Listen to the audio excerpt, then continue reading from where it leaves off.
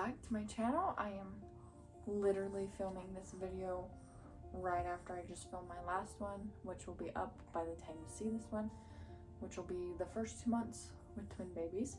If you'd like to watch that, go watch that video. But in today's video, I'm going to be talking about twin or just baby must-haves that I found that you need and things that you honestly don't need. And some of them, maybe it's just my opinion that you don't need them. But if you use these things or if you don't use these things, that's fine. I'm not saying that what I say is what it has to be. But if any of this you guys agree with or don't agree with, or if I forgot things that you guys think are must-haves or things that you don't need, comment below to help other moms out that are watching these videos, because I know I watched so many of these videos, and honestly I really think it just depends on the person of what is needed and what is not needed and the lifestyle of people. Alright, so I'm going to start with blankets. And blankets, I mean as swaddles, fluffy blankets, comfy blankets, just any type of blankets, I feel like are such a must because you use them constantly. Especially swaddles. They are so quick and easy to use. Hang on, there's babies right here. They are so easy to use and so light and ready to go and to pack, and they're easy to just throw over a car seat for a car seat cover. Also, like if you're going somewhere, it's easy just to lay down the swaddle like at somebody's house if you don't want to lay them on their floor. And also they benefit as like spit rags, like throw it over your shoulder and it's good to go. I really just have found that I always have swaddles with me, and they usually have, my babies usually have a little bit of a warmer blanket with them, because I know that when we go to other people's houses or whatever, you never know how warm their house is going to be, if it's going to be cold or whatever. And my babies like to be warm, they like to be swaddled, they like their blankets. So those have definitely been a must-have for us. Next, I would have to say is some type of swing. We have a Mamaroo and also just like a swing from Walmart, and they have helped out so much. Both of the babies really love the Mamaroo, but they also really like the swing that just goes back and forth. I'd have to say they both prefer the Mamaroo, but we only have one of those, which is fine that I pretty much just alternate which one's in which. But it's definitely good to have, because with twins you can't be holding your baby all day. I mean, you can if you want to hold them all day, but I held Remy all day, every day. Whatever I did, she was hooked to me, she was like wrapped to me, whatever. But with them, I cannot do that. I have to have my hands free, being a mom to a toddler also, and also having two babies. So it's great to have a place to put them where they're not just on the floor and they're being content, they're being like soothed and rocked. So that is awesome. Also, what I recommend, what I really think is a must-have is some type of boppy, especially with twins. I do not have like the twin Z pillow, like I don't have the twin boppies, but I do have just two different kind of boppies. I have like the regular nursing boppy that wraps around you, and then I have the boppy that has like no center cut out of it, and that one was super good when the twins came home. They both fit in it and they could lay with each other. I could just put it on the couch and I knew that nobody was going anywhere if I had to get up and do something. And they're also just easy to put on the floor and put the baby in it, and they're content and they can kind of sit up and see what's going on, and they're not just laying on the floor. They're also great if you're breastfeeding with them, like the one that is the breastfeeding one, to just hold the baby, help support your arms, because man, we all know breastfeeding a baby makes your arms so tired. And also when they were born with the boppies, I feel like the boppies kind of made them feel like they were being held a little bit. Next is Bibs, and honestly I really think this just depends on your baby. As a newborn, if your baby really spits up a lot, or even if your baby just spits up a little bit in general, I just really think it's so much easier to switch out a bib once it gets all gross, instead of changing the baby's clothes all day. Like Ledger, he spits up a lot, so he has always got to have a bib on, otherwise we're going to be constantly changing his clothes And bibs, I feel like a lot of people think it's for when they get a little bit older, once they're starting to eat foods, which yes, that's more necessary too, but definitely a must-have for newborns also. Right, next is feedy pajamas, like zipper pajamas. I think those are essential. With twins, I have come to realize that they are constantly in pajamas. Like, I mean, I have the time, but I don't need to put them in something cute and fancy every day. Like, just putting them in a simple, cute pair of pajamas is cute enough to go out, to stay in. It just works. Especially the ones with the double zipper, or that zip from the bottom up, is super good at night when you're changing them, so you're not having to unzip them all the way. It's just like the bottom half, which is awesome. Also, the pajamas with the hand covers are great. Levy always constantly was scratching her face, and with those you can just cover it right over and that issue is solved.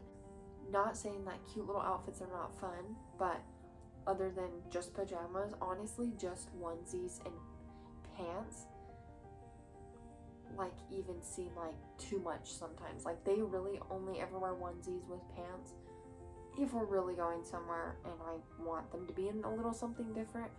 But usually they're in pajamas because the pajamas are cute. They're babies, nobody cares. I'd rather them be comfortable than all dressed up all the time. Okay, next that I think is essential is the nose Frida. And before Ledger got sick like he did, I did not ever want that. I was like, ew, that's disgusting. But once we got it, it was so much easier to use than that little bulb squeezer thing. It's easy to clean and it's not as gross as it may seem. And when they get sick, like, or anything like that, it's just really easy to clean them out that way. Also, the babies don't freak out as much because it's got like a bigger end, so it doesn't like go all the way up their nose, so it doesn't hurt them, and they don't like freak out when you're trying to stick this little thing up their nose. The next thing is really a personal choice. It is the Owlette Sock. I think this is essential for moms that are paranoid about something happening in the middle of their night to their baby, or like naps or anything, about them stopping breathing. It gives me that peace of mind that I need. And I know some people that don't need it and they can just go to sleep if their baby's asleep. But honestly, if it was not for that thing, I would not sleep. Like, I know that if anything were to happen, it will alarm and I will know. Like, I won't just sleep through it if something were to happen. Like any heart rate dip, or their heart rate goes too high, or their oxygen goes low, it alarms. And when the babies were first born and I would feed them at night, they would kind of choke a little bit and it would kind of make their oxygen drop just a little bit, and it would alarm. Like, just the slightest drop in oxygen, it will alarm. But not now that they're bigger. Like, it doesn't just alarm randomly at night. It is only if it really thinks it needs to, and which is great. I really recommend it. Yes, they are pricey, but I really think it's worth the money. The Owlette Sock also monitors sleep, so it will say how long your baby slept, like the total amount of sleep, how long the longest sleep stretch was, how many wakings they had, and how long it takes for them to fall asleep. I love being able to see how much the babies actually slept, because then the next day I know, like, if one baby didn't sleep as well, I know that baby is probably going to want to nap more during that day. Now that the babies are getting a little bit bigger and they're wanting to sit up a little bit and see the world and not just be like down and I can't hold them all day, we got bumbos. We got 2 bumbos, which have been great. Levy likes it a little bit more than Ledger does. Levy's a little bit better at holding herself up a little bit more, and she really likes it. It really makes her happy, and it's great for her to build that muscle, and also for Ledger to gain more strength sitting up like that. And we do watch them the whole time they're in it, because they're not 100% on sitting up and holding their head and neck all the way yet, so they're definitely supervised the whole time. Next, this is more of with twins, or if you do have one baby and then a toddler, a double stroller we did not have one for the first few weeks, and going anywhere to doctor's appointments, anywhere we had to go, was so hard because me and Braxton both had to carry car seats instead of just putting them into one stroller and one of us could push it and one of us had Remy. It was a lot without a double stroller, and I highly, highly recommend a double stroller. Whether you have twins or not twins, but 2 kids, it's definitely something I recommend. Now we're going to talk about some things I don't recommend. Not that I don't recommend it, but things that I have not needed. And the first one is a baby bathtub. I do have a baby bathtub. I've used it one time.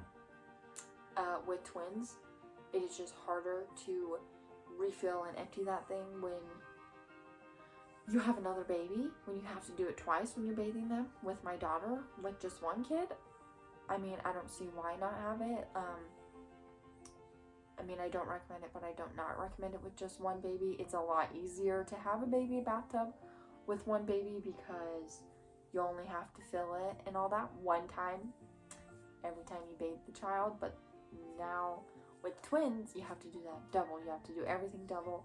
So it's honestly just easier to get in the shower with them or do just the sink bath. So much easier that way. Next is outfits. Like I was saying earlier, that really you just need pajamas. But outfits, like fancy outfits, they're hardly ever going to wear. They grow so fast that they just grow out of them before you even get the chance to go anywhere to put them in it. Unless it's like pictures, I understand, like for newborn pictures you want to have super cute things, but honestly just pajamas is all you need. Next is a bottle warmer. We got a bottle warmer because I figured we were going to need it, because I went into it planning that I was going to pump and feed the babies through a bottle. But the bottle warmer we had, which was parents' choice one, I mean, if it worked for you, great, but it did not work for us. It got so hot, it like curdled my breast milk. It was so hot. It was really only good when I sanitized the binkies, but it was just not worth it. It was too much work, and I just felt like it's just dumb. You can just put your thing of breast milk in the sink or in a cup with some warm water, and if you're just doing formula, just let your sink get some warm water from the tap, which is so much quicker. Like, I just do not recommend a bottle warmer. Like, I thought I was gonna need one so bad, so we got one, but we didn't. Next is a crib. We had a crib with Remy, and she never used it. She never slept in it, not one time, because we decided to co-sleep, which is our choice. It's what we decided to do, so don't come at me for it. If you can put your babies into a crib when they're first born and they first come home, go you. But I don't. I just can't do it. But honestly, I think a crib is not as needed. A pack and play is so much easier. They cannot stick their arms out of the sides as they get bigger. So if you have them in their own room, they're not sticking their arms out, getting stuck, and the bumpers that go on it, I've just seen too many things that they're hazardous of suffocation. And I know there is the mesh ones. That doesn't stop your baby from being able to stick their arm out above it, you know what I mean?